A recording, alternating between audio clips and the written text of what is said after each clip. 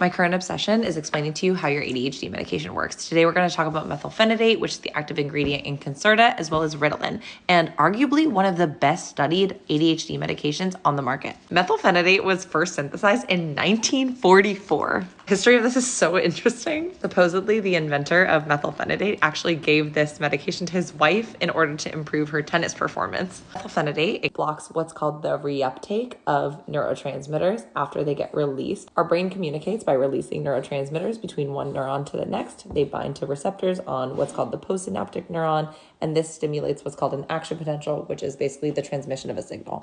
When you block their reuptake, this prolongs the amount of neurotransmitter that stays in what's called the cleft. It leaves more opportunity for signal to get across. This drug largely works in the prefrontal cortex, which is a place where ADHD people are deficient. Obviously, methylphenidate has been around for a very long time, so it comes in lots of forms, and there are generic forms, or many. I didn't even know about the patch. I learn something new every day around here.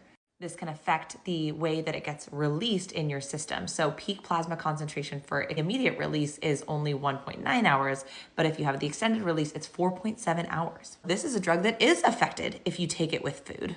So this is why your doctor might recommend you take your ADHD medication with food, because total exposure and the peak concentration of methylphenidate was increased. It can help reduce formation of what are called toxic reactive oxygen species that can contribute to inflammation in our brain. There are some evidence to suggest that it can have a neuroprotective effect. Share this with somebody you know who'd be interested in learning about how their concerta works, and follow me for more information about your ADHD brain.